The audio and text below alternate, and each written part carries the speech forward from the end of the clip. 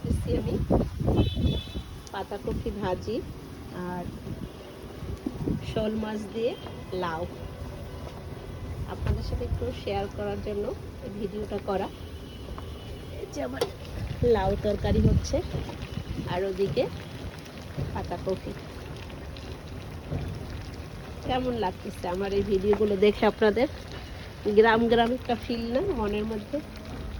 গ্রামে যেভাবে আমরা লাকড়ির চুলায় রান্না করি সেই রকম। সবাই ভালো থাকবেন। আল্লাহ হাফেজ।